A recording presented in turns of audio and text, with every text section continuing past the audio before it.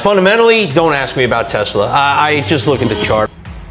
I believe we are in the beginning of a bubble, like when history will judge this time. Oh yeah, this was the AI bubble or whatever name we want to call it, but you can make a lot of money in a bubble and it can last a very long time. Bullish. Bullish. Katie? Bullish. Okay. Mark? Bullish as well. Whoa. I don't think it's that simple. It's going to cut likely between at least 3 to 4 times between now and next summer. Because Donald Trump was the president and the headlines were insanely crazy. Yeah. They continue to be insanely crazy. We can't take a break over the weekend. And this is a new normal. We're just not accustomed to it at this point in time in the cycle.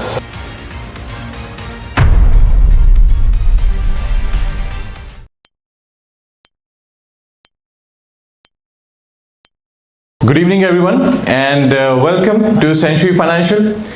Today we are here to decode markets and the timing is impeccable because as we step into one of the most important periods of the year, and that is the last quarter of 2025, and I'm sure a lot of you want to know a lot of things, and financial markets are always tricky.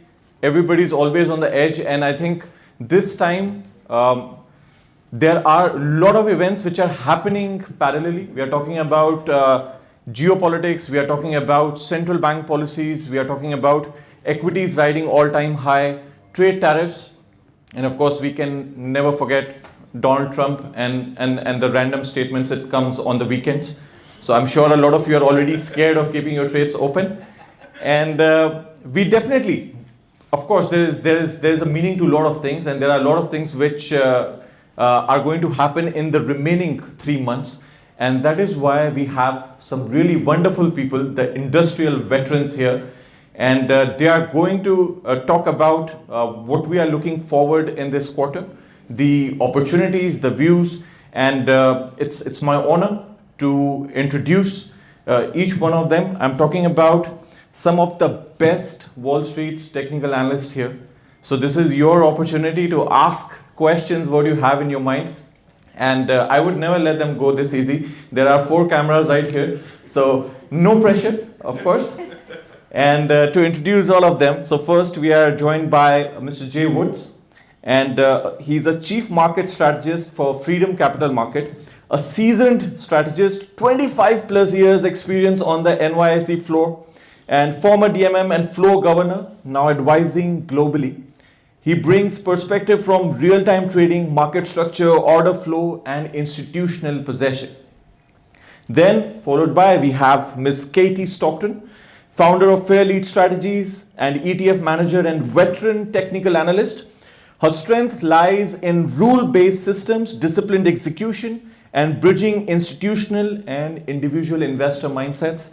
Then we have Mr. Mark Newton, and is a leading technical strategist at Fundstrat, deeply versed in trend analysis, counter trend signals, relative strength, and spotting inflection points across equities, commodities, and currencies. And lastly, we have Mr. Tyler Wood. He is the one who is going to be moderating tonight, asking questions to this wonderful panel, and he is the CEO of the CMT Association and a technologist. He brings a meta perspective, how technical analysis is evolving, which tools are gaining prominence, how practitioners filter signal versus noise. And this is something which is going to be a very, very important session. As he moderates through, brings more clarity. I think after the session is over, all of you, we have our esteemed clients here, we have our teams from consultants and from sales, and I'm sure a lot of you will have a lot of questions. So please take that opportunity. Once the session is over, you can connect with them, ask your questions as well. So without a further delay, Tyler, please take it forward. Big round of applause for all of them, guys. Cheers to these guests. Can everybody hear me okay? Yes? Yes. Fantastic. Thank you, Yogesh, and thanks to Arun, Shazad, the entire Century Financial team. What a beautiful space. I don't know how you guys get any work done in here. I would just be in here relaxing all day long. But we do have some of the finest on Wall Street. Came all the way to Sheikh Zayed Road to talk to us a little bit about what's happening in markets. We're also here to host a global investment conference. The CMT Association is a international organization. We do these conferences just about once a year, and so I would cordially invite you all to join us at the Museum of the Future for the next 3 days. We're going to continue this discussion and maybe have a little fun along the way. So let's dive right in. Easy question first. Bullish or bearish here through the end of the year? Jay, I'll let you lead on. Bullish. Bullish. Katie? Bullish. Okay. Mark? Bullish as well. Whoa. I don't think it's that simple. Yeah. You said one word. We're going to get a little bit of... I guess my job's done here. One word. One word. So rarely do I get to talk to a panel like this and everybody agrees. But, of course, there's a follow-up question. We're talking U.S. equities, but what makes you bullish? Talk to us, Jay, about what you're seeing that gives you confidence. Sector rotation and the current trend. The fact that every dip has been bought. It reminds me a lot of 2017. And why do I reference 2017? Because Donald Trump was the president and the headlines were insanely crazy. Yeah. They continue to be insanely crazy. We can't take a break over the weekend. I don't like that. But every time we seem to dip, this 20-day moving average is held, even if we fall below it, which I thought we would on 2 occasions with seasonal factors, which we'll talk about.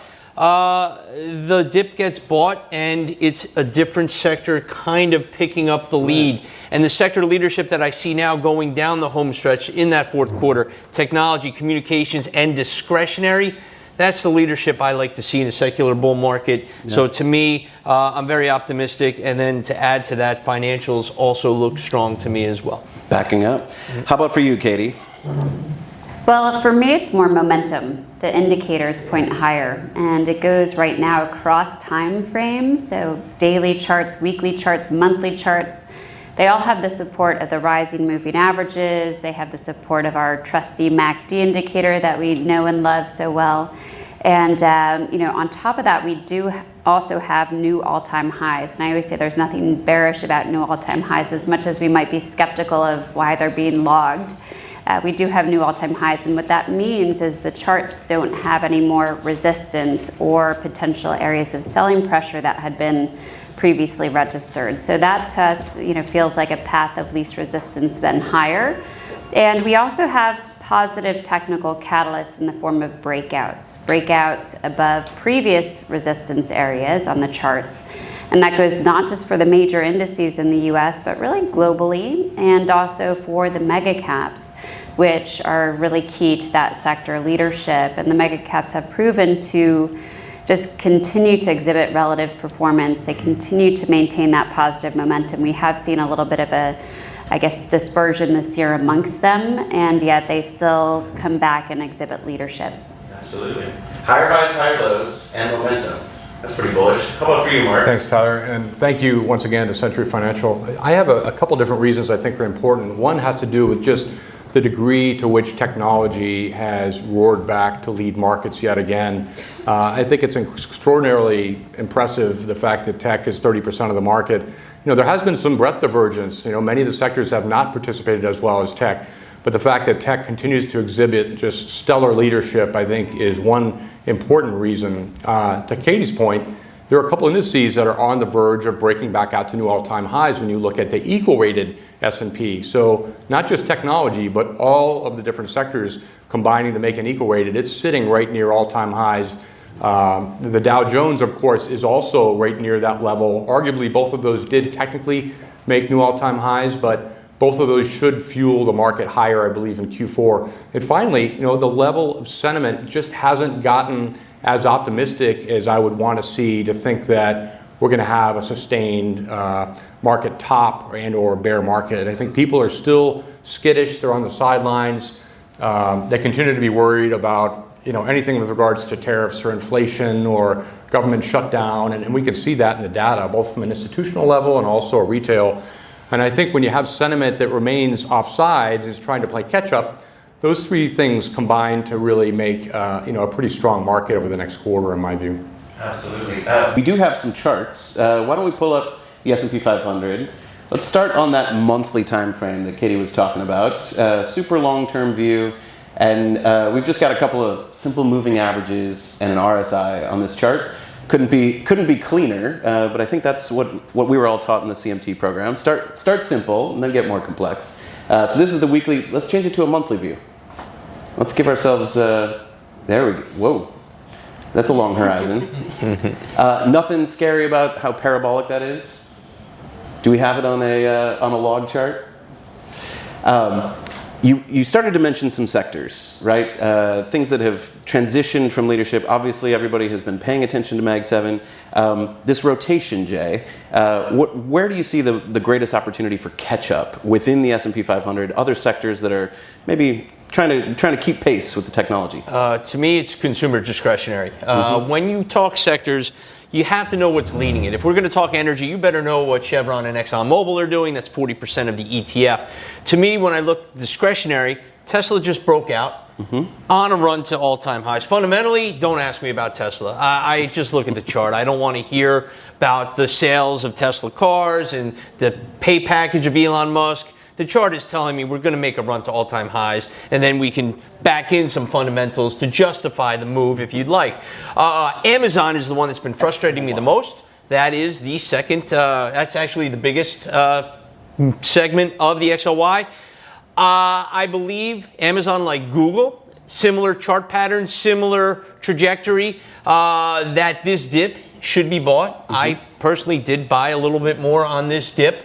I don't know what it's doing today. It's probably down a lot. Let's drop it to a daily. Yeah, let's go to a daily on Amazon. Let's look at it on a daily. But when I look at the components of the XLY, when I look at the leadership, it was the best performing sector of the third quarter, and we still have 2 more days to go, so I could eat crow on that one over the last 2 days.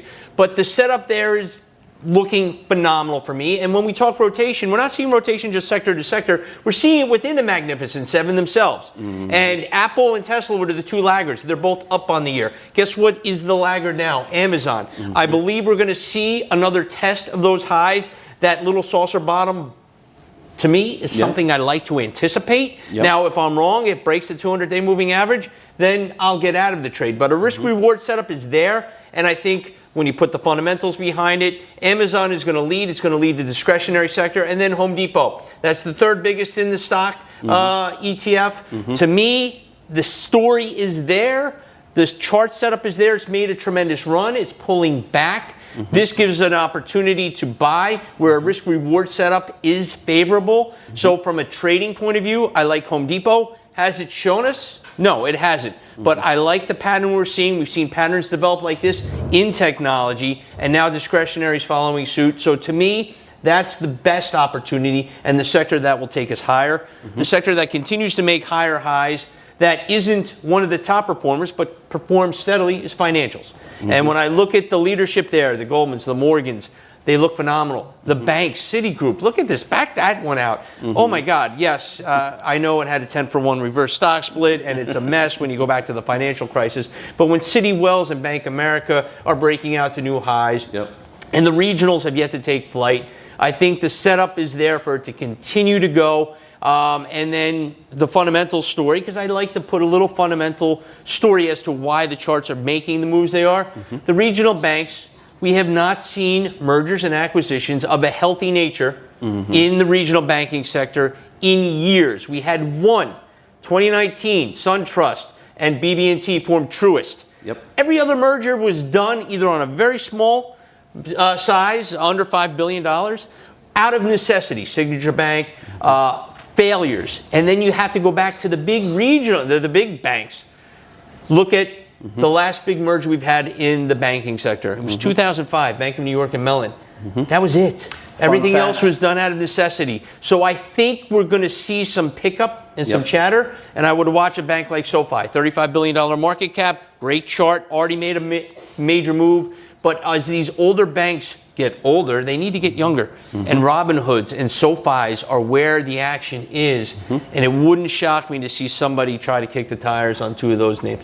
Fun fact on Truist, their new CIO is Keith Lerner, also a CMT. So that's a great fun fact. Right? I did not know that. It's a good chart, and they've got a CMT at the helm. Katie, same question. What are you looking at sector-wise, industry groups, even individual names? What's catching you? I would add to that, Tyler, that the CEO of Schwab is a CMT. Did you hear that? Yes, yeah. Rick Worcester, That's right. CMT. So what I will say is I love counter trend setups. So let me throw out sort of a brave one here. It would be energy. So just as of this morning, really, we just announced sort of a breakout in the XLE ETF. It is a new breakout, and it's also clearing some resistance based on a longer-term model that we call the cloud model, or Ichimoku. It's a favorite of ours to discern the primary trend. So it's suggesting that XLE and energy sector benchmarks are reversing course. So as a turnaround play, one that has been out of favor, but was the best performer by far last week, up something like 4.5% versus a downdraft in the S&P, I think we should start paying attention perhaps. Crude oil got above its 50-day moving average. But beyond the sector work, I would say that we should also consider small and mid. So small and mid cap stocks versus large cap stocks. And I say that not even because I look at the Russell 2000, which is our primary small cap sort of proxy relative to the S&P 500, but also just having done a lot of bottom-up work in that segment, looking through a bunch of small caps for someone, I said, oh my gosh, there's a lot of really interesting long-term turnaround type setups that have improved meaningfully over the past few months. So I think that might be a place that we can look for opportunity from more of that turnaround perspective. Mark, I'm going to throw you a curveball. It's continuing on the same theme, but we have been waiting for the small cap rally, the breakout that never seems to break out. Fed has started cutting rates in the US. Looks like the next move might be lower on the 10-year. Certainly their 3-month is pulling down. Do you think that kind of liquidity environment is going to be favorable for some of these small cap names that might be more credit dependent? Do you think that's a headwind or a tailwind for them? Yeah, thanks, Ty. I would say 100% it's a tailwind. I mean, you have to look at the fact that the Fed is going to cut likely between at least 3 to 4 times between now and next summer. So a lot of these small capitalization companies that have this big, the bigger debt to capitalization ratios, they depend on rates coming down. So that's really, really going to be helpful. So we've seen IWM, of course, on weekly basis, like that. I mean, it's fairly compelling, but yet it hasn't really made its weekly and or monthly breakout. It's been stalling a little bit. A lot of my short-term indicators say that between now and November, it might be a little choppy, but I fully support buying into the Russell. I think it's going to have a very big move, and that probably happens between November into January. So you want to look at regional banks. You also want to look at areas like biotechnology, and that's started to really thrive within healthcare. Healthcare in general has been extremely disappointing. It's not really an area I love to overweight, but this is a great dark horse here. Biotechs or pharma? Which do you like better?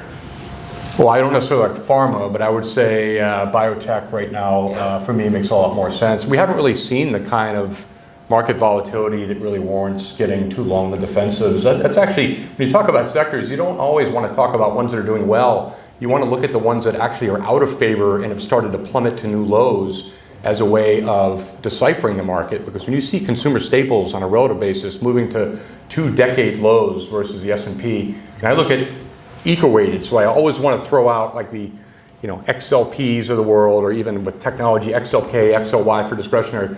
Look at RSP, D for discretionary, right? For make an even balance. So in this way, on a relative basis, you can't see it here, but like RSPS versus RSP, eco-weighted staples versus eco-weighted S&P, is now moving to the lowest levels we've seen in over a couple decades, and it looks like over the next month it's going to continue to drop. So healthcare being out of favor, staples being out of favor. I do like the utilities more so for the power center areas within that group. I think it's very powerful. The Vistras of the world, VST or CEG, I think they're really, really strong. But a lot of the other sectors have been a disappointment over the last couple months. They have not moved since July. And if you pull up a chart of, say, for example, RSP, you see that the market has not budged. It's really only been S&P and Qs.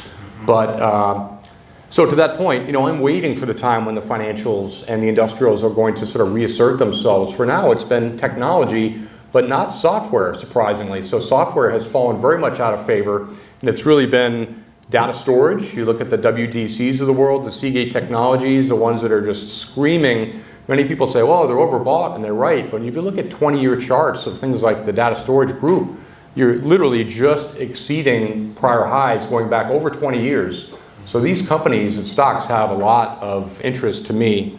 So I have to lean on technology, but I also echo Katie's thoughts about small caps, and I love IWM for those that probably have a 4 to 6 month investment time frame. So I just want to put a little highlighter on one of the points you made.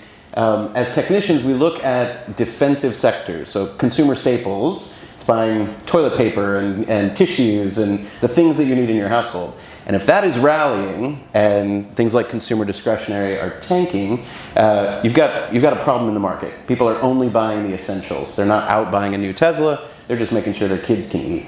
So we want to see underperformance of defensive sectors to give us a signal that the market is actually quite healthy, that there's more demand than supply for this bull run so far. Well put. Thanks, Tom. Yeah, no. This is what I do for a living, Mark. Yeah. I don't know if I told you.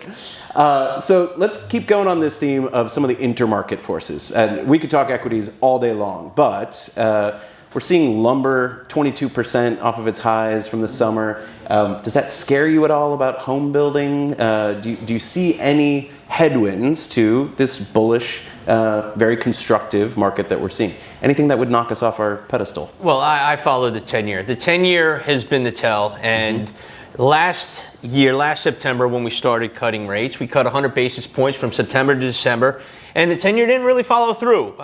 We peaked out in equities in December, had a little bit of a sell-off, and especially in the Russell. I would like to see the 10-year stay below this 4.2, 4.25%, continue its downtrend, eventually break 4%, and then I think these are poised to take off. When you look at that lumber chart, what do I see? I see a series of higher lows. It's constructive bottoming is what I see there. Now, the story behind it is a little sketchy. Are we going to finally crack? Are mortgage rates going to crack? That will depend a lot on the 10-year. The path is there, but unfortunately, every time you think you get that breakout, same thing with the small caps. I hate small caps because I have called for them to break out, and they fake won't out. obey. They break out and fake out, but the pattern is there. You can see an inverted head and shoulders bottom. You can see clear resistance. Yep. We are there. We are on the cusp. And when small caps move, they move very quickly. So to Mark's point, he gave a time horizon when he thinks that can happen. If you hit that, you're going to hit a 8 to 12% gain quickly. It does move quickly. And when you see the small caps move, I think this will be the next leg to the overall market going higher. They're not going to go on their own. It's not going to be a defensive move. It's going to be an offensive move where we see rates finally coming in, the home builders taking off, and that is what I want to see in this secular bull market where the tide will lift all boats and you can practically buy anything with a symbol and make money. I think the setups are there. Once we get through the next few weeks going into the end of the year, I hope that this 10-year can crack 4% and that setup plays out just perfectly. So let's use our technical analysis toolkit, and we've been talking about multiple time frames. Can you take this back to the 10-year yield and give us a quarterly view? Let's go back to 1981. Yours truly came into this world and top-ticked the market in the fall of 81, and we had a 40-year downtrend on U.S. 10-year yields. Yeah. TNX for the index. Yeah. To the price. TNX would be great That'll be a better way of. as the ticker symbol. TNX. There we go. Yeah, that's a better one. So there's our massive downtrend, right? All the way down. I think my parents' first house in 1983 had like a 16% mortgage rate. Crazy, right? No liquidity. And then we got to that crater bottom, V bottom in COVID, when we're looking at it on this time frame. You pull us back to 2020. If you take the bottom of it, you scrunch the chart, then it'll actually do Yep. the trading view. Yeah. There you go. So to me, we made a meaningful bottom, and then we broke above that downward sloping trend line, and now we're in a rising rate environment. Is that what the chart says to you guys? Long term? I agree with that. Yeah. What I will say though is that, it's a secular shift, but maybe we're in a cyclical range. And that range, if we do see 10-year yields fall below 4%, I think resolve to the downside. You could even argue for an objective closer to 3.2 off of that, looking at Fibonacci retracement levels in our toolbox there. Yeah, I love it. What I would say to your macro point, it would be that in a way with the rate cutting cycles, that would be something that people might not want to be necessarily really excited about as it pertains to the stock market, right? We have to look at the stock market at times independently of the macro picture. And if you go and just reference past cycles, we don't have a whole heck of a sample size there, but when you look back, it's not always great for equities. So I think we really want to emphasize the momentum gauges that we track. And I'm surprised we're holding up so well in light of that, but we'll respect that as long as it's happening.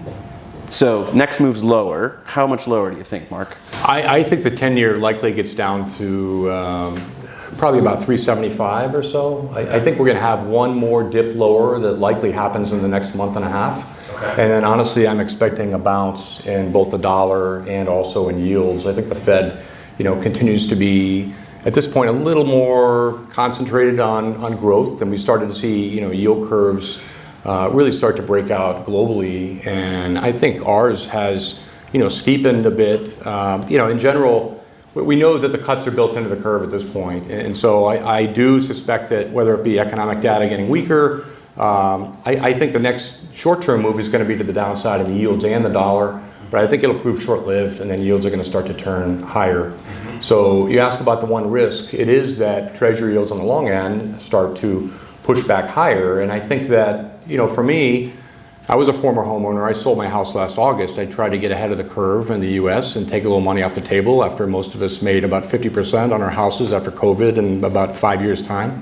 And I think that, interest rates went from 3% on mortgages in the States to about 7%, and they're largely unaffordable, and the housing prices have gotten unaffordable. Yep. And I think you're seeing that across the country, that it's just difficult to buy a house now if you're out of school and you're trying to grapple with how do I afford a down payment for a house if the mortgage rate's going to be 7%. So that's good and bad. I think in general, we need necessary corrections, but if the Fed is going to be cutting rates substantially, that could be good news and help to buoy the market if rates come down sharply. So I am actually expecting that we could probably weather this and it won't be as dramatic. Home prices typically run in about an 18.6 year cycle that last bottomed in 09, it last bottomed prior to that in 91, and prior to that the 70s. So we're getting close to a time when actually the pricing should be starting to peak again. The question is, can we avoid a recession or not? And I think we've seen signs of Scott Bessent. They're literally going to try to put their foot on the gas and let the economy run hot. So, if rates continue to come down, they're going to do all in their power to try to keep the economy and the stock market going. And I think that's generally a good sign for investors. Eventually, we all have to worry about bubbles forming, but I don't think we're there, despite the fact that spending is high and no party wants to address it. So, yeah. As technical analysts, we're also students of history. So I think we learned that when rates peaked over the last 15 years or so, every time the rates went up, Fed had to step in, market started to tank, and then we went down lower. But there are periods where a rising rate environment or an inflationary economy can be really good for the economy. If we look back to the 1950s, we saw a long run through the 60s that was all inflationary. Do you see a future, and now I'm asking you to look 10 years out, even in a sharply rising rate environment, are there securities in those sectors we were talking about that could still do well, even in a sharply rising rate environment? Things that you would think of as a safe haven. I think technology will continue to thrive in this environment.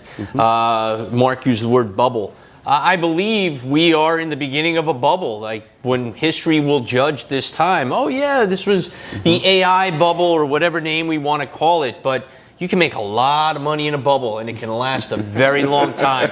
And to me, we are starting to inflate that bubble. Yep. And the strength will continue to be that mega cap growth. And if you want to talk about history, I think history is going to really rewrite how we look at things. I think COVID is going to be an asterisk like the steroid era in baseball was, and we're just getting to a new normal. I don't like the fact that young homeowners can't buy houses because prices are high and rates are going higher. But historically, rates aren't that high. Right. So I think the rates can stay at these levels, maybe come into 6%, which could cause a nice rally. But I don't think that history is going to look at this time and judge it to something that we've seen before, because this is new and this is a new normal. We're just not accustomed to it at this point in time in the cycle. Yep. How about for you, Katie? Gold miners, right? The golden word. I'm happy for one of you to bring it up. Let's talk about gold. I mean, gold is just a proper long-term, short-term, intermediate-term uptrend. Yep. And we recently had the catalyst of a breakout from a range within the broader uptrend, and it just acted as this great catalyst for more upside. So it's a testament of why we are always looking for breakouts, and also why we're very respectful of support levels. So gold, throughout this range that it had for a few months, just never broke down. It just held up. It kept meeting buyers at a certain level. And with that in mind, it showed it had a floor even when it had gotten overdone, if you want to call it that. So just honoring that uptrend and seeing the explosive maybe bubble in the gold miners. I don't know. I've never gotten so many questions about gold miners as now, so I don't know if that's a good or a bad thing. But they're definitely a source of positive momentum, relative performance, and I think, you know, I'd certainly be adding exposure into a dip. The move in the metals is broader than just gold. We have great breakouts in palladium, like a long-term turnaround there. Platinum has a triangle formation, which is one of my favorite patterns, price patterns. It's when you see a neutral sort of narrowing range and then you break out, and to me it feels like the highest probability formation, because the explosive move, just like we saw in Tesla after it advanced from a triangle formation, it just tends to be really immediate, explosive, and fairly reliable. So very encouraged by the action in the metals more broadly, including copper, which we highlighted in a note today. So pretty interested in that area. Absolutely. How about for you, Mark? I love the miners. I love gold and silver. I'm not as bullish between now and year end on the group. A lot of my work suggests that cycles as well as sentiment is starting to come together, as well as a few other things that I use to, look at potential change of trend. A lot of it suggests that October is going to be a very meaningful month for at least a short-term peak in gold. We have a monthly RSI on gold now of 90. So for those that don't know what RSI, it's Relative Strength Index. And generally when things get high like that, it doesn't mean you run out and sell them, but it does mean you want to, stay close to the punch bowl. Don't let the light go out, and you want to keep an eye on the exits, in other words. So, I love the intermediate term thesis about metals and why they should work in an environment where real rates are starting to drop, and obviously the Fed needs to have independence in terms of cutting rates, and arguably the Federal Reserve is in a bit of a pickle right now with people jockeying now for Powell's spot. And it's tricky. If you look at long-term charts of silver right now, going back really since the late 70s, you have one of the largest bases that you would ever want to see in terms of a long-term, and you have to do it on a logarithmic basis, so I don't think you can do it easily right here, but a logarithmic chart of silver on like a monthly or quarterly basis going back since 1980 is truly a phenomenal thing to behold right now. I actually like silver, and I'm long more silver than gold personally. It's been outperforming since April. China, of course, being very, they're one of the largest silver ore importers in the world, the largest, and as an industrial metal, it's used to make all different kinds of things that are now coming into fashion. We talk about EVs and everything else. So, I love the story. I'll try to do something to protect or hedge my holdings, I think, in about a month. But I think we're still in sort of probably the 7th, 8th inning of a pretty big run up in the metals. And, the trend is your friend until it ends. I don't want to be the guy that's selling as things move up, but at the same time, most of us who have been in the metals all year long have made a lot of money, and they're getting very overbought. And people are starting to pay attention that gold's had the best run in years and years and years. So I don't think it's going to prove to be an easy road at this point between now and year end, but I would look to buy pullbacks into next year into the metals, and probably will exit my own position or hedge them in about a month. I wanted to ask you a little bit about seasonality. History has told us August and September tend to be more volatile in equities. We didn't see a lot of weakness for those 2 months. Does that mean that seasonality has been delayed or fully disobeyed? And is there a signal in that? If the markets aren't following traditional seasonal patterns, do you look for that anti-correlation as a signal in and of itself? It's difficult to say that since something didn't work that now it should. I mean, everything runs in different cycles. And so, yes, the fact that August and September have been fairly resilient for risk assets in general, does not mean that you have to just simply go to sell because October is heading here.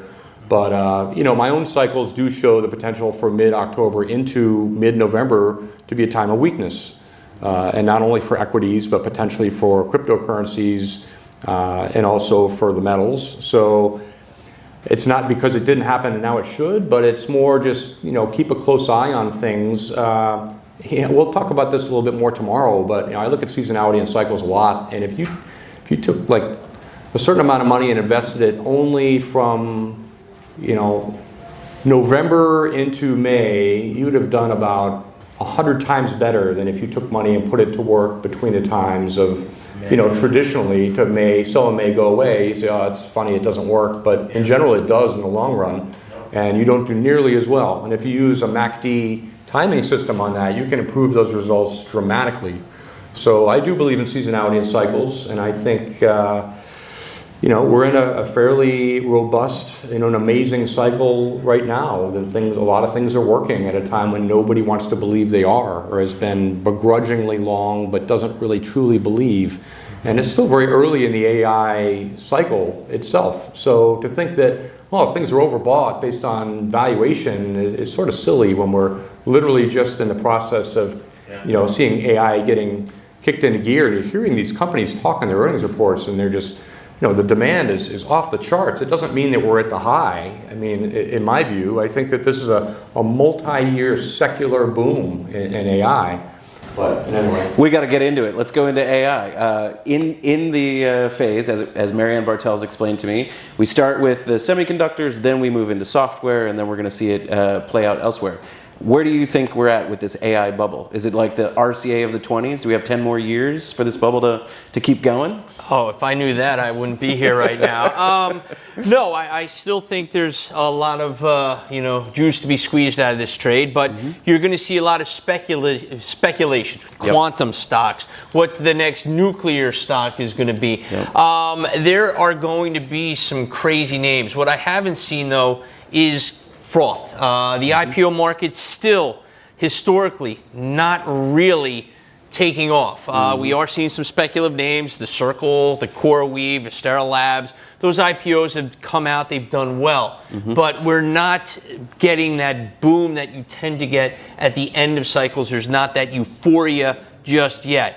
Once I start to see that, once I go to the New York Stock Exchange and there are 2 or 3 IPOs a day, not a week, a day, that's when we're getting a little near the top. These quantum names, the Rigettis of the world, the IONQs, I have played them from a trading point of view. I don't talk about them when I talk to my clients, but yes, I'm a trader by nature. I see opportunities, I take them with compliance's approval, of course, because I can't just go out and buy and sell stocks. But there are going to be ebbs and flows, but the cycle is just starting to heat up to me. I still think those big mega cap names, the Broadcoms of the world, NVIDIA's little brother, no one talks about Broadcom. That stock has been a juggernaut. It continues to impress. Every dip looks like an opportunity. But we are starting to see in software selectivity. The Adobes, the Salesforce of the world, they don't look good. And then when you look at the fundamental stories, AI is starting to eat their lunch. Apple, from a big tech point of view, fundamentally, everyone's waiting for the next big thing. Technically, it doesn't act all that bad, but it's not going to give you the growth until they do something major, where you see 50 to 100% returns. NVIDIA, Broadcom still lead that way. To me, those are the stocks you want to be in, and then watch some of these stocks coming to market. There are opportunities, but I still think broad-based big cap is where you want to be, and then with a little extra discretionary funds, start to play some of these names. And if we want to go, and we talked about this earlier, into how you look at some of these names and how you want to chart them, it's tough on a longer term time frame, because when we talk to audiences, I think we want to be mid-range to long range, and then if you want to go deeper in the weeds and talk about that Circle IPO and how the anchored VWAP has been the trend to follow, then we can talk about that. But right now, from a broad-based point of view, I still think there's a lot of room to run in this name, in these big cap names. And yes, I know what NVIDIA and Broadcom have done over the long term, but I still think there's ways to go. Yeah. How about for you, Katie? Where do you sit on AI? I agree with a lot of those points. I think that the AI trade at the moment is a little overstretched, and that comes not from just opinion, but from the indicators. We actually featured last week in our weekly research the AIQ ETF, which is sort of a basket of AI companies. And it looked a little overdone. It had a DeMark sell signal, so it's a signal that helps us understand if a trend may exhaust itself over a certain time frame. And it had one of these signals. So we feel like it's not the time to add necessarily. For most people, it's probably not the time to reduce either. We do think that the uptrend will maintain itself. But what I would add, to everything here would be that they're really key to market sentiment right now. So as much as you might not be involved in AI or you're not on board necessarily with the valuations, it's incredibly important to the excitement right now behind the uptrend and behind the market. So I think if we do see them pull back, that could instill a proper pullback in the broader market. And we do think that will also happen probably before year end, so that we'll have a better buying opportunity. And so we have to differentiate by time horizon as to when we think this bull cycle will really sort of press the reset button. And seasonally, we never let the seasonals necessarily guide our analysis or our opinions, but they are, sort of in that good to know camp from my perspective.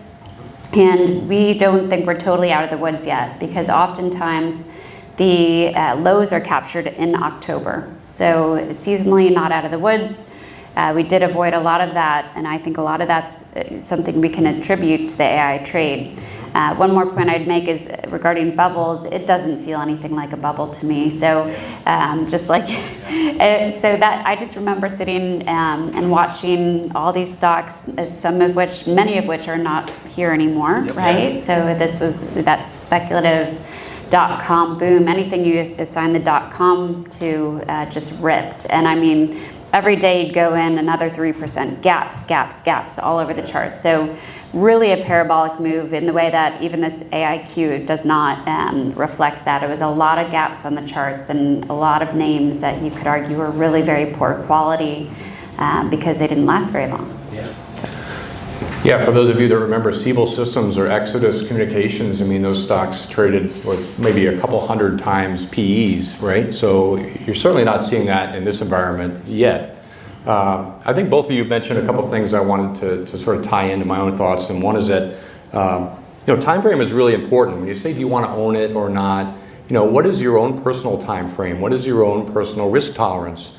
That will decide whether you own something. Do you use technical analysis in your work? If so, then if you buy something and it starts to turn against you, will you hedge or get out or buy more? And so those are all important questions. I think that the AI boom is likely going to last for years and years and years, and we know that for a couple reasons. One is that what the companies are telling us is that the demand is still off the charts, and so that's really, really important. I'm not a fundamentalist by nature. I only got to level 2 of the CFA, and then I discovered the beauty and accuracy of technical analysis, and I never went back.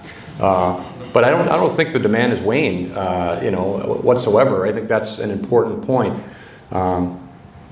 So look, you look at sentiment, you look at the earnings power of some of these companies that have delivered. I think it's really, really important. And I'd be a buyer long term. As of short term, over the next 6 to 8 months, I would look to buy dips in these. If you're very short term, then that's your own prerogative as to how you wish to trade them. Right. So those trading intraday basis, what would they look for as a signal for a nice short-term move within this secular uptrend? Jay, let's start with you. What are the tools that you would use to tell you, all right, here's the spot to get short? Well, for those that don't know my history, I was a professional market maker for 28 years. I said 25 plus because I didn't want to give my age away. And now I'm a market analyst for 5. And short-term trading gives me the biggest rush, and I miss doing it the most. So I would use candlesticks, 5-minute charts, 1-minute charts. Anchored VWAP has totally changed the game, how the day trader looks at things. That's continually evolving. The way we use social media, we could go deep in the weeds on short-term trading. So I kind of want to pull away from that because I don't think that is what most of our audience is focused on. Yep. So can you repeat the question? Because I kind of lost it in I was the excitement of getting to talk about short-term trading again. Did you see how excited he got? It was a little frothy in the mouth. Yeah. There's a guy who spent 30 years on the floor of the New York Stock Exchange. 5 minutes was a long time, so. 5 minutes was a long-term chart. Yeah. Amazing.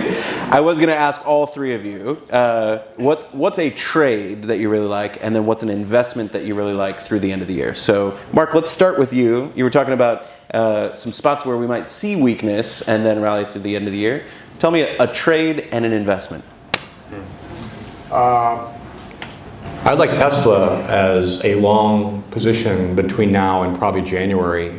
Some of my cycle work, as well as what I just know about the company. I own a Tesla, and I followed Elon Musk for the last 2 decades. And I think what the company's doing now with just the robotaxi rollouts and the self-autonomous driving, the Oculus build-out is very exciting to me. So a lot of people still don't even call it a technology company. They just think of it as a car company, which is completely false. You really have to study the vision and what's being done. And I think technically you look at the chart on a weekly or monthly basis, going back, and you have the making of a very nice longer-term cup and handle pattern extending back since 2021. Short term, it's really starting to get momentum. Daily, weekly, monthly type momentum, all starting to trend very sharply higher. There remains a lot of negativity, and the media is quick to jump on Musk whenever he does something wrong. And it was a political stock for some time, and now that's starting to change, which I think is good for the company. But in general, I think that's something I don't mind as a trade. I think as an investment, I don't mind owning treasuries here, thinking that TNX in general is going to start to roll over between now and at least in the short run, probably over the next month and a half. But into next year, we're going to see a more meaningful, even on a bounce, I think we're still going to pull back pretty sharply next year in both yields and the dollar. So I like being long treasuries. You can take the guy out of Morgan Stanley. You can't take the Morgan Stanley out of the guy. He comes up with bonds. My goodness. I'm just teasing you. Katie, a trade and an investment. I could add on to the Tesla. I see the same thing. The triangle breakouts are so high probability. I love the cup and handles. But to add more value, on top of that, IWM, look at the long-term cup and handle there, right? I think if we see a breakout to new highs by IWM, that would be a really meaningful long-term opportunity. We also like Brazil, EWZ, the ETF is a great way to express a view in Brazil. It's a long-term trend, much different chart, but notice there, you could kind of envision the downtrend line that it's breached, right? So as a turnaround, we're very compelled by Brazil. But in terms of between now and year end, because we do expect a pullback in higher beta areas of the market at a certain point, whether it's next week or in 6 weeks, we obviously have no idea. But because of that, I'd actually be inclined to look for things that don't look like the S&P 500. So to get sort of more evidence in your favor, look for things like energy that have short-term breakouts. We love breakouts, and that would go, by the way, from an intraday perspective as well. And we love on the intraday charts the DeMark signals. So Tom DeMark has a suite of indicators that are really very value add over these very short-term time frames. So we use that, of course, it's a third-party service, so that's the catch. But energy, I'd source for new short-term ideas. And I'd also, as much as utilities have been a source of underperformance, if you can find an electric utility that can be sort of a periphery AI trade, I think that would be a great place to maybe park some money between now and year end, because it would be insulated in the event that we do get a corrective phase, right? That relative underperformance could actually benefit it in that environment. If yields go down, which I suspect they might, well then a lot of these utilities are high yielding, so that might further allow for a bid. And then there's that little AI bid. So if we see the more overextended in their appearance names start to lose their hold, well, investors are still very bought in, I think, to this trade and might source other periphery trades around it. Absolutely. Oh, for you, Jen. Let's put up a chart of Nike. I look for turnaround stocks. It's one of the things me and my team of one, we've been looking for. And Nike has got my interest from a long-term turnaround story. Their earnings are out Tuesday afternoon. It is right on its 200-day move. Let's show that on a daily right now. And then we can go back to it. So the stock is looking like it could fill that gap. We'll see. The news will definitely take us. But then when you go back out, now go 5-year on it. Something has changed in this stock. Yes, there's new management. They're trying to turn it around. It stopped going down. So right now, to me, this is a stock, if I'm looking for a turnaround name that I just want to put away and has upside to say $120 from this current level around 70, I could build a case for it. So risk reward to me, this is something that I've nibbled at myself and I've talked about with clients at my firm.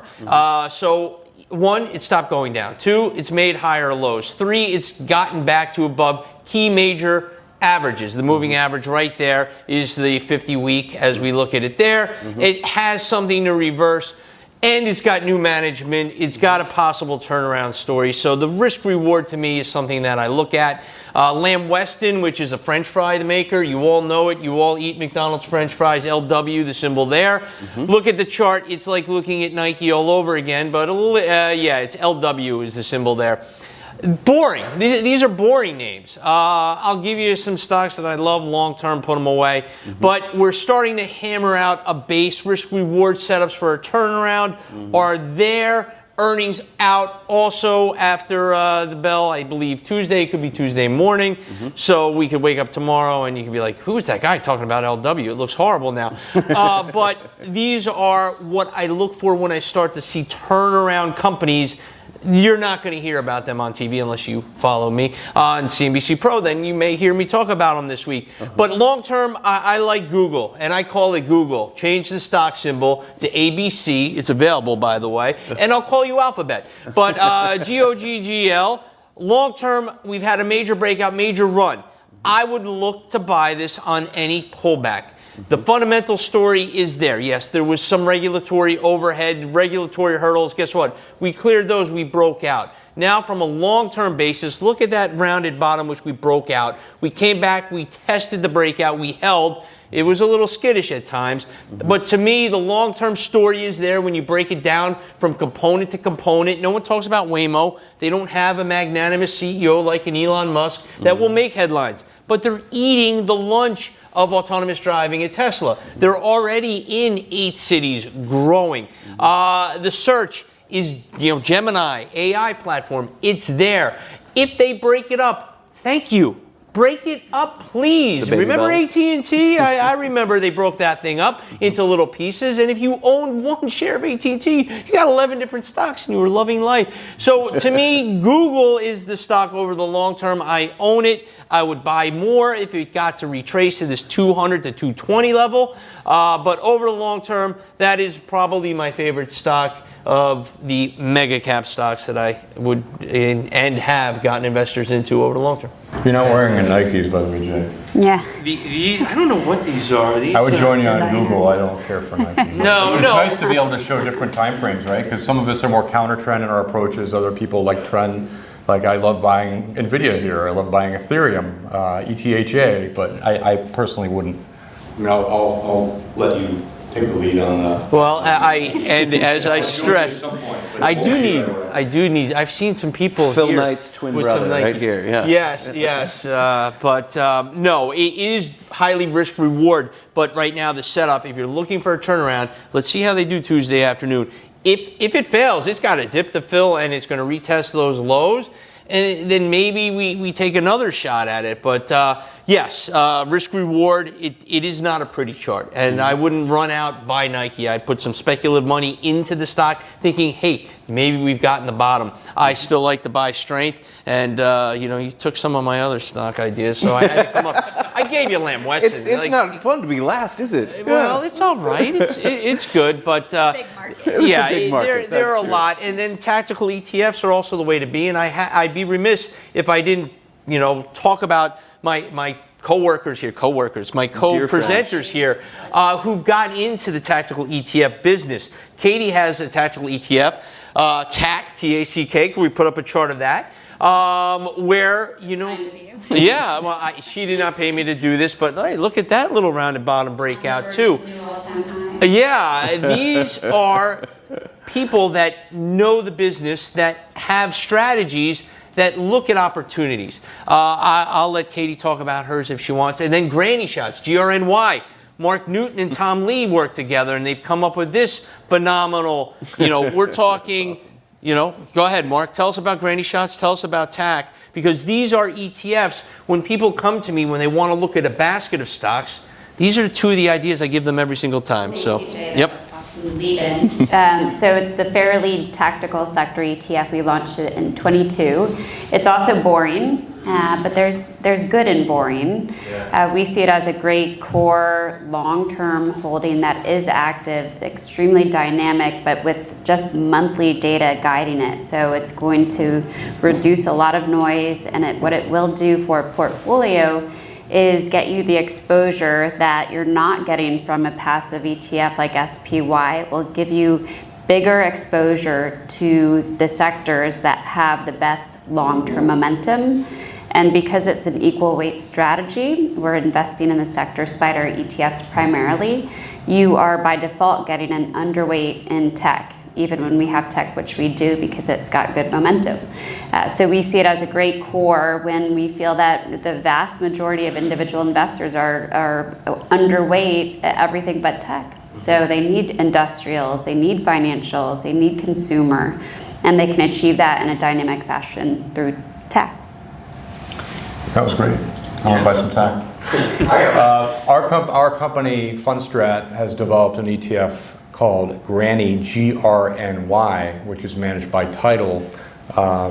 For those of you that weren't aware, Rick Barry in professional basketball started the Granny Shot, and it was a 94% success rate. He then taught that to Wilt Chamberlain, who had a 100-point game, the highest ever, and he used the Granny Shot in that game. So the thinking behind this is that we cover 7 different thematic baskets, and it's fundamentally driven. It does invest in a lot of large cap growth, AI themes. And when a company has a number of different themes that makes it relevant, it hits these different baskets, and it's considered for investment. And so it's been out since last November only. It's up over 30%. It's outperformed the S&P dramatically. It'll be in a lot more models, or as of November, it'll be available for many people, RIAs and different investors to start.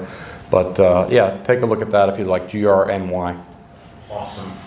I get to hang out with these folks in New York. They're not always in Dubai. So I want to open it up if there are some questions from the audience for our guests tonight. Tickers you're looking at, tools that you're reading about in your CMT studies, things that you want to know about relationships that they talked about, anything. And while you think about your questions, I'm going to ask my last one.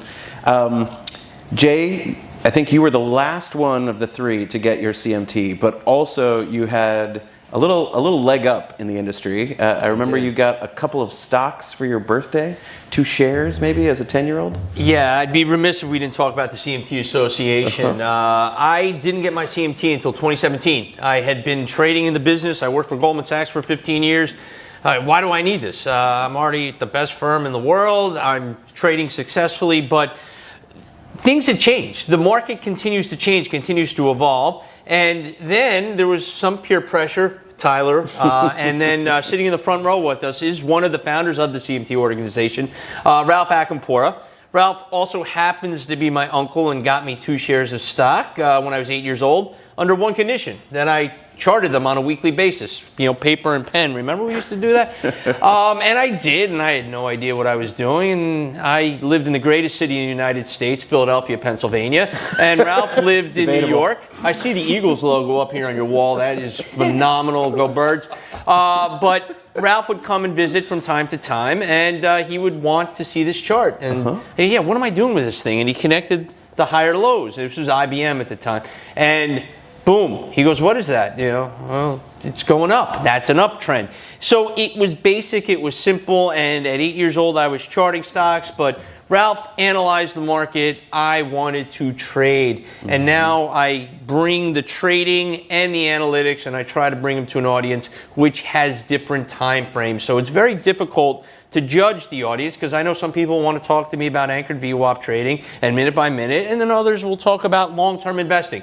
But the CMT really brought it all together for me. It brought me a great community, first and foremost. The people in this community all root for each other. We go on TV. We don't agree all the time. In fact, some of the greatest debates come at these events. Yes. And that's fine. I don't really use the mark or Ichimoku. I keep it a little more simple. I use MACD, RSI. I'll use Fibonacci to really hammer home what my targeting is. We all have different styles, and what works for us has gotten us to be on great platforms like this. And you may have an indicator that you're working on. I know people I know Tom DeMark. I know, I don't know Fibonacci. I think he goes back to the 1500s. Brando is related to him. But I know John Bollinger. I know people that keep creating different indicators. It's a great community where we share ideas and we grow. So when I got the CMT, the test was a lot harder than I thought. I failed level 2 by one question. I went to the CMT office and I yelled at this gentleman here. I yelled at Gordon Scott. And one question wrong, and it was about a candlestick. I love candlesticks also, by the way. But the CMT, it makes you stand out in a crowd. When people see that, it does mean something now. And I wouldn't have a career on financial television if it wasn't for having that designation and doing the work. And continually trying to learn, because markets are evolving. The way that things change and the speed of markets is something like we've never seen. But there's only one fact that remains true, and that's price. And to be able to study price and price patterns and to know the core ingredients of that is what the CMT organization gave me. So being involved with the CMT organization, being on the board of directors, that's a thankless job. I hate you for that. But no good deed goes unpunished. Yeah, it's too much. But no, it's a great group of people that like to share ideas and support each other's work. And having that knowledge base under me, I still go back to my CMT level 1, 2, and 3 books, which didn't exist. When I took 1 and 2, was read these 6 books and learn. Now the curriculum is really impressive and it continues to improve. So it's something worth studying. It made me better when I thought, oh no, I knew it all. No, you can never know it all. It's always changing. And to me, the curriculum always changes. And to be part of that team that helps review it, and you graded papers, you were on the board. To me, it's been a great experience, and it's what brought me to Dubai and get to meet great people like you. Now, Katie, you were an undergrad at University of Richmond in Virginia, and you got an internship with Tom Dorsey. Is that where you first learned technicals? Yeah, I was exposed in college, and so I think I might have been the youngest female at the time that I was awarded the CMT designation to receive it. That was in 2001. So I was on the, yeah, it was. At that time we had level 3 was not an exam, but rather a written research report, which was great for me. But so yeah, I did have a part-time job for 2 years for Tom Dorsey, who's legendary in our world, and he does point and figure charts, which are the X's and O's. And my first job out of college was actually hand charting, so that resonated with me as well and became my career path. and I never looked back. Thank you so much. Mark, you got your CMT before you became a long-short hedge fund manager at Diamondback, right? Was it during your Morgan Stanley days, or were you still in Chicago? I believe it was the late 90s when that all came together. I don't know the exact date. It was between probably 97 and 2002. It's a good time to study. I've been doing technical analysis for about 30 years or so. And so, you know, actually when I was in high school and my dad invested some money for me for college, and you know, I remember just picking up the newspaper and looking every day and having a fascination for how price moved, how price advanced, and just starting to study more, wanting to understand, you know, what was going on behind the scenes. And I always had a fascination and interest in markets. So it was a logical step for me, and I went on to trade equity options in Chicago and made a lot of use and supply, you know, support and resistance and targets in terms of forming option strategy and knowing whether to be long or short gamma or vega and stuff. So it's been a great run. And look, Morgan Stanley days were phenomenal, and you know, I echo Jay's thoughts about just the wonderful organization, and have gotten to meet so many incredible people, and everybody sticks together. You know, I think that, you know, for many of you that don't utilize technical analysis, I think you really do yourself a disservice. It is such an incredible tool, and helps you really to take the blindfold off and really understand, you know, how fundamentals, you know, eventually can lead stocks higher. But honestly, you know, utilizing technicals along with fundamentals can truly give yourself a huge edge. So for those that haven't taken that leap yet, I would strongly suggest that you know, start looking at charts, start reading books, you know, join the CMT, you know, obviously, you know, CMT Association, and really, you know, join us, and we'll certainly all help you to, you know, to get on your way in that journey. Fantastic, you three. I can't thank you enough for flying to the other side of the planet, giving us your time and your expertise. Now's your time. Anybody got a question? I see one. Yes, sir. So I'm looking at, I want to know insight on two things that I'm watching right now. One is trade desk. The stock got included in S&P, and since that it has been tanking. Yeah. So these are discounted by. And the second thing I want to know is Ripple. Do we see a breakout in it and heading towards $5 or $10? So for the podcast listeners, I'll repeat the question. First question is Trade Desk, which was recently added to the S&P and tanked, and now it is at a discounted buy. So I want you to unpack that for everybody. And the follow-up is, what are our thoughts on Ripple as a altcoin in this next rally? So let's start with Trade Desk. Support, there's support, and yeah, so it's come down. This is what we call a retest. So when you see a relief rally, that's followed by a retracement to that same support level.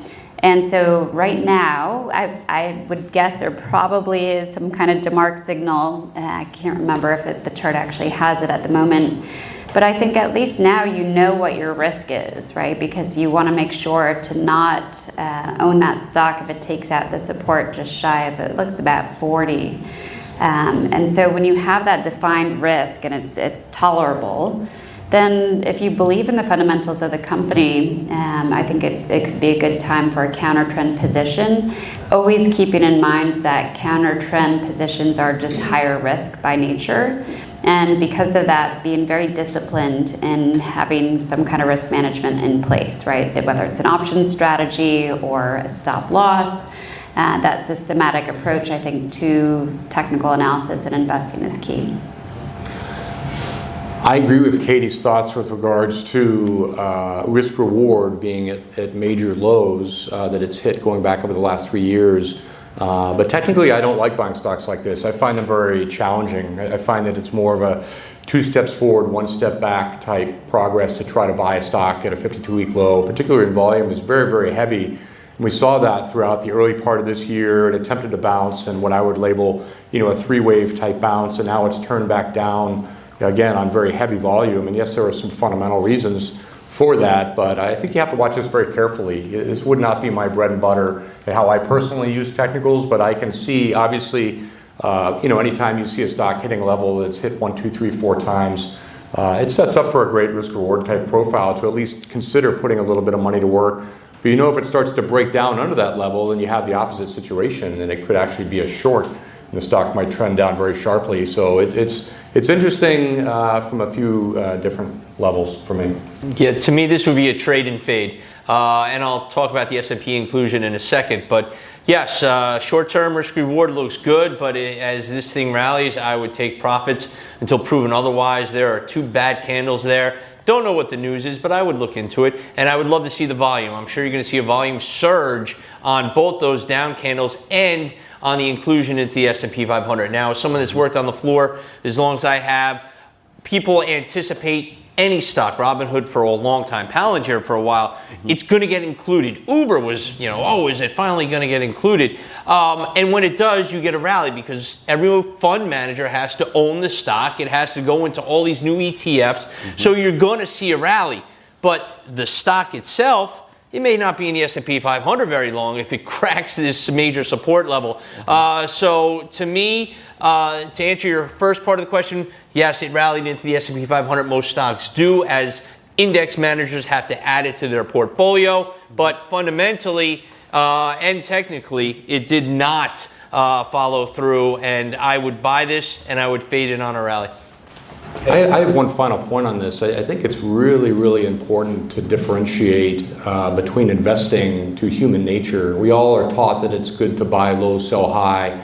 When investing, typically you want to do exactly the opposite. You want to buy high, sell higher. You want to really stay away from things that are at lows, sell low, cover lower. Everybody likes to buy things when they go down. Oh, it's a great value. It's worth this. However, when you look at the volume characteristics of something like this, you look at all the red bars, the heavy, heavy volume that's happening as the stock is coming down. It just makes it really, really tricky and really very difficult to try to buy something. Maybe it is worth $80. I don't know. That's really not relevant to me. I'm just trying to make money for myself and my clients and have a good risk-reward type opportunity. So if there's one piece of advice that I could give all of you who are probably new to technical analysis, it's really to avoid trying to buy dips on things that are down substantially and you think they're cheap because they take a lot of time to get back to levels, and we saw that with China going back the last decade where people are trying to buy dips in China and they failed. And then finally, like FXI finally starts to work. And so anyway, that's just my So when you go to Dubai Mall, you're looking for the things on sale. And when you come to your portfolio, you want everything that's been marked up 25% for this new season, right? Thank you all so much for being such a great audience this evening. Thank you to Yogesh, to Arun, Leslie, to Shahzad, wherever he is at, and to the whole Century team. This has been such a pleasure and such an honor. Thanks for having us. Ripple looks very, very good. Ripple, let's grab some photo trainers. Let's finish off with Ripple. And I want Katie's view first. Yeah, so I love crypto in general. And what we've seen in the space, and these tend to play catch up with Bitcoin, I've found, are just massive base breakouts. Ripple is certainly a good example of the kind of nature that we've identified in Bitcoin where they just stair step higher. So in order to be there for when they go up the riser of the stair, you kind of just have to own them, frankly. So you want to be there even through the consolidation phases, which it obviously is in at this moment. So we have consolidation, and that's associated, Ether as well is consolidating, and it follows a breakout. So I think it depends on your time horizon. If you're longer term, great to just own it, and you kind of sit through the consolidation, almost like don't even look at it. Whereas, obviously have a level below which you're uncomfortable. But and then if you're short term, maybe just wait to add. Wait for it to give some kind of trigger. One trigger that we like to add an intermediate term position, maybe something that has duration of about a quarter or so, would be a stochastic oscillator. If it comes down and turns up above 20%, that's usually a nice entry point, especially in an uptrend. So I would just give it a little time and wait for one of those catalysts. I don't want to give away the whole store, but at the conference over the next 3 days, we have a couple of portfolio managers coming down from Europe who invest strictly in cryptocurrencies and have developed a great tactical rotational strategy based on the Bitcoin cycle. And so when you see Bitcoin dominance versus the altcoins, it's going to be an incredible session, but you got to be there to see it. So I encourage you all to come join us over at the museum. Any thoughts on Ripple? The only thing I love about crypto is the only way to trade it is using technicals. You know, I don't know when their quarterly earnings come out. I don't know what the news was. I mean, yes, there's news based on the different exchanges it trades on, and you know how the Trump administration is looking at crypto. But there's no Shiller PE ratio. It's all technicals, and you know the setup here looks pretty nice to me. So I'd be long. How about for you, Mark? Closing thoughts. I like an own Ripple. I think it's actually better than Bitcoin between now and year end. I think it probably gets to 4 to 450. You know, one thing that's interesting, if you look at the total 3 index, TOTAL 3, you exclude Bitcoin and Ethereum, and it just includes all the other cryptocurrencies, and it looks exactly like the IWM, like we're on the verge of a pretty massive intermediate term breakout, which honestly is great for, not to steal your thunder for the other, but it looks, you know, honestly like we're going to have a pretty decent Q4 for alts. So for those who care about that, Bitcoin probably gets to 130, 135, but I don't see a lot more. And I would favor Ethereum, Solana, and Ripple personally. Mark, that sounds like a Charles H. Dow award-winning paper studying breadth in altcoins. Yeah, just more about the rotation, you know, and in different parts of the cycle where Bitcoin usually takes the lead and then starts to fade towards the latter part of the rally. And so we're getting close to that, you know, where I won't spoil it for what next year holds. But, you know, it's been a phenomenal 3 years of moving higher, and that won't last forever. So you have to use technicals and keep trends in matter. Brilliant. Yogesh, any closing thoughts for us? First of all, thank you so much, everyone. I think this has been one of the best hours where we have learned so many things. I don't know why nobody's raising hands, but I'm sure. How many of you are short on gold at the moment? You see some hands raising up. So this is going to be a two-part question from my end. First of all, how many of you are short on gold? And I see a lot of people who have not raised their hands. So Does that mean you're long though? You don't know that either. Like, are they all I'm sure a lot of them are short, and they are not raising hands. But just because they are, and without show of hands, if you were to give them one advice at the moment, what to do with that position? What to do with a short position on gold at the moment? Right now? Look, I think it all depends on your time frame. It depends on your risk tolerance as to how big of a position you have as a short position. I would immediately cover it and consider waiting about a month and then putting that on again when you see trends break. You want to see price go to at least a new weekly low, at least a new multi-day low before you even consider putting on something that would break the trend. So you've had 7-8 weeks in a row that are higher. It doesn't make me want to short anything until I see evidence of that changing, personally. I would say it's against our better judgment to recommend a short at new all-time highs. So, Very few all-time highs during bear markets, right, Katie? yeah, this is true. Yeah. So I wouldn't be short either, but I understand that sort of appeal in shorting things that appear overextended. And I agree with you, Mark, that you just really want to see some kind of momentum downtick at a very minimum to support that position. We are watching for these kind of steep uptrends, the 20-day moving average. Once the 20 days start to roll over, well then you've got an excuse.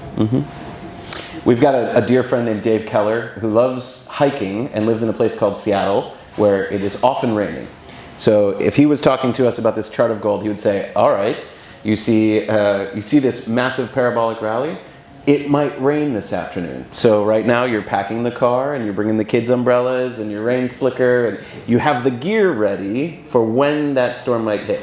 But you don't pull out your umbrella while the sun is still shining, right? Wait for it to start raining, and that's when you react responsibly to what the market is giving you. Perfect. Thank you, everyone. Thank you so much. And once again, I think one of the most important key takeaways what Jay said, that you can always make a lot of money in a bubble. I think we're going to go back with that and always remember this thing. And to all of you, thank you so much for joining. And to all the wonderful people here, once again, thank you so much. And we hope to see you every single time. Thank you.